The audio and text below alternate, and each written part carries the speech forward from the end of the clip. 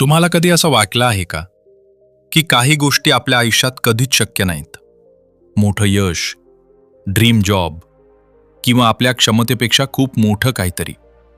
पण जर मी तुम्हाला सांगितलं की इम्पॉसिबल हा शब्दच खोटा आहे. हो, स्टीवन कोटलर या लेखकानं हे सिद्ध केलं आहे की योग्य टेक्निक वापरून कोणतीही व्यक्ती आपलं इम्पॉसिबल पॉसिबलमध्ये बदलू शकते. ही गोष्ट मोटिवेशनची नाही, ही गोष्ट आहे सायन्सची, ब्रेनची, फ्लो स्टेटची. आज आपण जाणून घेणार आहोत त्या सिक्रेटबद्दल, ज्यामुळे काही लोक साधारण असूनही असाधारण कामगिरी करतात. आपण लहानपणापासून काही ठराविक वाक्य सतत ऐकत आलो आहोत. हे शक्य नाही, तू हे करू शकत नाहीस, हे फक्त काही खास लोकांसाठी आहे. सुरुवातीला आपण या गोष्टींवर विश्वास ठेवत नाही, कारण लहानपणी आपल्याला वाटतं आपण काहीही करू शकतो. पण हळूहळू जसं आपण मोठे होतो तसं हे शब्द आपल्या मनात खोलवर बसायला लागतात. आपण स्वतःलाच मर्यादा घालायला सुरुवात करतो. आपण स्वतःलाच सांगतो, हे माझ्यासाठी नाही. आणि हळूहळू आपण आपलं पोटेन्शियल आपण स्वतःच कमी करून टाकतो. पण स्टीवन कॉटलर सांगतो की इम्पॉसिबल म्हणजे काहीतरी स्थिर सत्य नाही. ते फक्त एक बिलीफ आहे, एक मानसिक मर्यादा जी आपण नकळत स्वीकारलेली असते. आणि सर्वात मोठं सत्य काय आहे माहितीये? तुमचा मेंदू तुम्ही जितकं समजता त्यापेक्षा खूप जास्त शक्तिशाली आहे. तो तुम्हाला पुढे नेऊ शकतो किंवा तुम्हाला थांबवू शकतो. पण फरक फक्त एका गोष्टीवर अवलंबून असतो, तुमच्या बिलीफवर. जर तुम्ही स्वतःला सतत सांगत राहिलात की मी हे करू शकत नाही, तर तुमचा मेंदूही तसंच मानायला लागतो. तो तुमच्यासाठी एव्हिडन्स शोधतो का तुम्ही अपयशी ठराल. पण जर तुम्ही स्वतःला सांगितलं की मी हे करू शकतो, तर तोच मेंदू तुमच्यासाठी मार्ग शोधायला सुरुवात करतो. तो सोल्युशन शोधतो, आयडियाज तयार करतो आणि तुम्हाला पुढे ढकलतो. याचा अर्थ काय? इम्पॉसिबल बाहेर नाही, ते तुमच्या आत आहे. ते तुमच्या परिस्थितीत नाही, ते तुमच्या विचारांमध्ये आहे. जे तुम्हाला थांबवतं ते बाहेरचं जग नाही, तर तुमचं स्वतःचं माइंडसेट आहे. आपण अनेकदा असा विचार करतो की सक्सेसफुल लोक काहीतरी वेगळे असतात, त्यांच्याकडे काही स्पेशल टॅलेंट असतं किंवा त्यांना काही स्पेशल ऑपॉर्च्युनिटीज मिळालेल्या असतात. पण खरं काय आहे माहितीये? त्यांनी फक्त एक गोष्ट वेगळी केली आहे. त्यांनी इम्पॉसिबलवर विश्वास ठेवणं बंद केलं आहे. त्यांनी त्यांच्या मेंदूला मर्यादांमध्ये अडकू दिलं नाही. त्यांनी स्वतःला एक वेगळा प्रश्न विचारायला सुरुवात केली, हे शक्य आहे का? याऐवजी कसं शक्य होऊ शकतं? हा छोटासा बदल तुमच्या आयुष्याचा डायरेक्शन पूर्णपणे बदलू शकतो. कारण जेव्हा तुम्ही कसं विचारता तेव्हा तुमचा मेंदू कामाला लागतो. तो उपाय शोधतो, तो नवीन मार्ग तयार करतो, तो तुम्हाला पुढे नेतो. म्हणूनच इम्पॉसिबल ही एक भिंत नाही, तो फक्त एक दरवाजा आहे जो उघडायचा आहे. आणि त्या दरवाजाची चावी तुमच्या विचारांमध्ये आहे. तर आता प्रश्न असा आहे, तुम्ही अजूनही इम्पॉसिबलवर विश्वास ठेवणार आहात की त्या दरवाजाची चावी शोधून स्वतःचं आयुष्य बदलणार आहात? कारण पुढे आपण जाणून घेणार आहोत तो एक्झॅक्ट सिस्टम ज्यामुळे कोणतीही व्यक्ती आपलं इम्पॉसिबल पॉसिबल करू शकते. कधी तुम्ही एखाद्या कामात इतके गुंतून गेलात की वेळ कसा गेला तेच कळलं नाही. तुम्ही काम करत होतात पण तुम्हाला थकवा जाणवत नव्हता. तुम्ही पुढे जात होतात पण प्रयत्न केल्यासारखं वाटत नव्हतं. आणि अचानक तुम्ही मागे वळून पाहिलं तर कळलं की तुम्ही काहीतरी एक्स्ट्रा ऑर्डिनरी केलं आहे. तोच आहे फ्लो स्टेट. फ्लो स्टेट म्हणजे एक अशी अवस्था जिथे तुमचं मन, तुमचं शरीर आणि तुमचं काम सगळं एकदम परफेक्ट सिंकमध्ये येतं. या अवस्थेत तुमची परफॉर्मन्स तुमच्या हायेस्ट लेवलवर जाते. तुमचा फोकस रेझर शार्प होतो, तुमची क्रिएटिव्हिटी एक्सप्लोड होते आणि तुमची प्रोडक्टिव्हिटी 5 गुणिले 10 गुणिले पर्यंत वाढते. आणि सगळ्यात खास गोष्ट काय आहे माहिती आहे? हे फक्त काही स्पेशल लोकांसाठी नाही. स्टीवन कॉटलर म्हणतो की महान लोक हे जन्मतः स्पेशल नसतात. ते फक्त एक स्किल शिकलेले असतात. फ्लो स्टेटमध्ये कसं जायचं आणि तिथे जास्त वेळ कसं राहायचं. पण फ्लो स्टेट इतका पॉवरफुल का आहे? कारण या अवस्थेत तुमचा मेंदू वेगळ्या पद्धतीनं काम करतो. साधारणपणे तुमच्या मेंदूमध्ये एक व्हॉइस असतो जो सतत तुम्हाला जज करत असतो. तू हे करू शकशील का? जर चूक झाली तर? लोक काय म्हणतील? हा व्हॉइस तुम्हाला थांबवतो, तुमची परफॉर्मन्स कमी करतो. पण फ्लो स्टेटमध्ये हा व्हॉइस शांत होतो. तुमचा सेल्फ डाऊट गायब होतो, भीती नाहीशी होते आणि तुम्ही फक्त कामात बुडून जाता. यालाच म्हणतात बीइंग इन द झोन. समजा एक क्रिकेट प्लेयर मैदानावर आहे. तो प्रत्येक बॉलवर इतका फोकस्ड आहे की त्याला क्राऊडचा आवाजही ऐकू येत नाही. तो विचार करत नाही, तो फक्त रिॲक्ट करतो आणि त्याच्या प्रत्येक शॉटमध्ये परफेक्ट टायमिंग असतं. तो फ्लोमध्ये आहे. किंवा एक म्युझिशियन जो स्टेजवर परफॉर्म करत आहे. तो नोट्सबद्दल विचार करत नाही, तो फक्त म्युझिक फील करतो आणि त्याचं परफॉर्मन्स लोकांना थेट हार्टला टच करतं. तो फ्लोमध्ये आहे. पण हे फक्त ॲथलीट्स किंवा आर्टिस्टसाठी नाही. तुम्हीही फ्लो एक्सपिरियन्स केला आहे, कदाचित नकळत.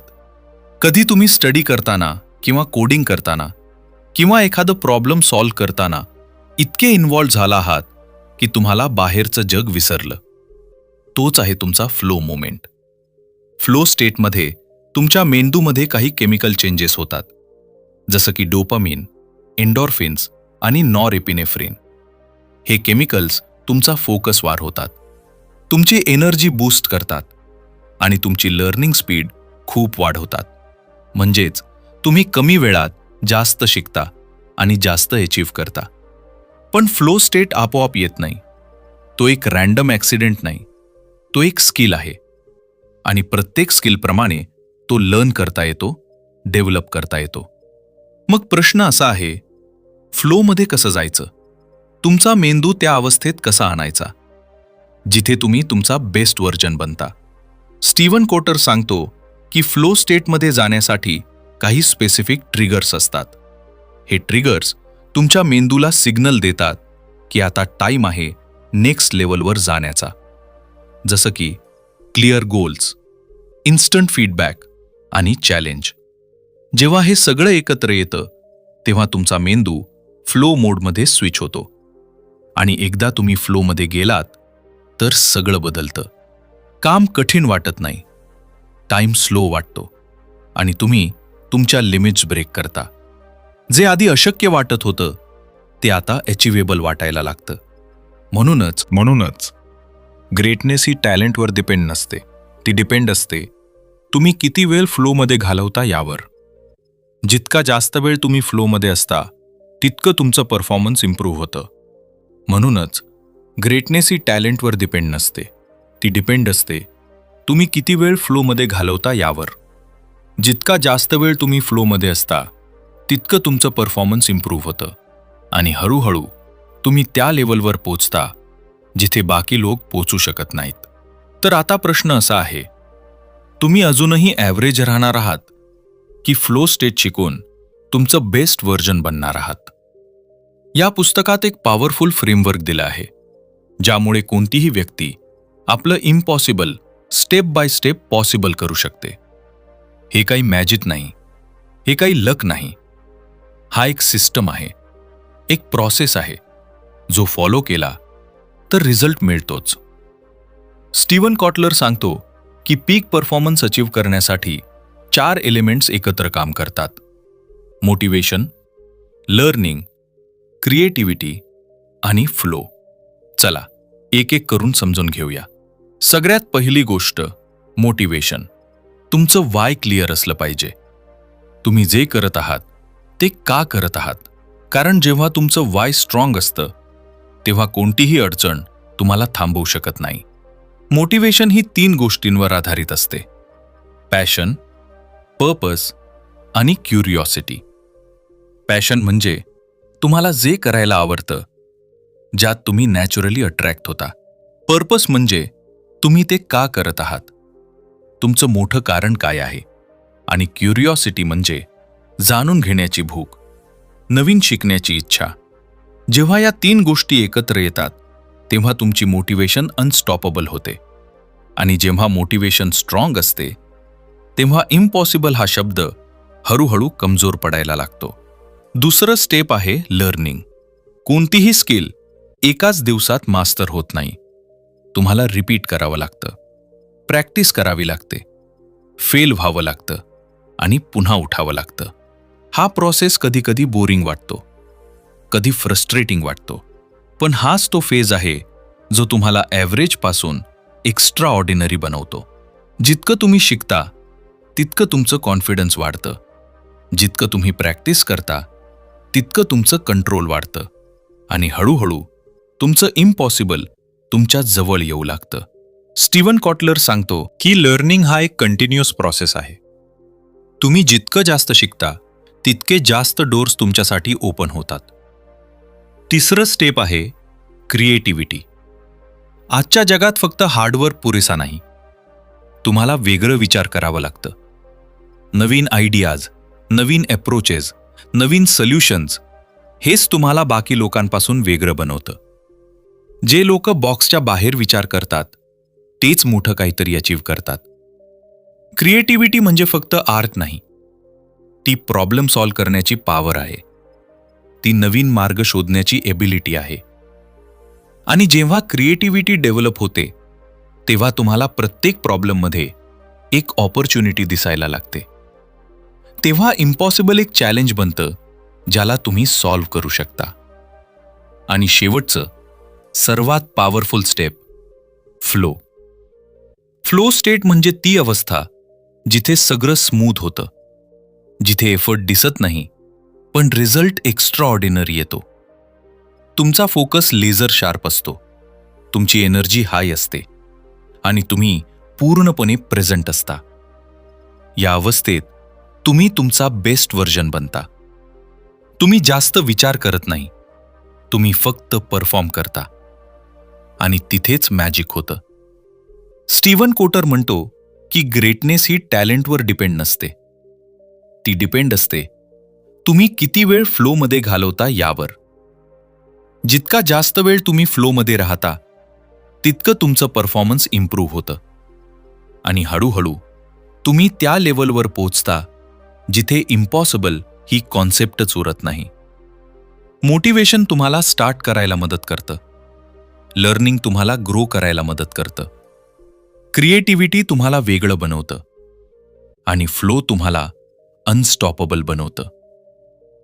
जेव्हा हे 4 एलिमेंट्स एकत्र येतात तेव्हा तुम्ही तुमच्या लिमिट्स तोडता आणि जे तुम्हाला आधी अशक्य वाटत होतं ते तुम्ही अचीव्ह करता. तर आता प्रश्न असा आहे, तुम्ही हा सिस्टम वापरणार आहात की पुन्हा एकदा इम्पॉसिबलवर विश्वास ठेवणार आहात? कारण एकदा तुम्ही हे 4 स्टेप्स फॉलो केले तर सक्सेस हा तुमचा चॉईस राहणार नाही, तो तुमचा रिझल्ट बनेल. तर आता प्रश्न असा आहे की तुम्ही तुमचं इम्पॉसिबल पॉसिबल बनवायला तयार आहात का? कारण यानंतर तुमचं आयुष्य पूर्वीसारखं राहणार नाही.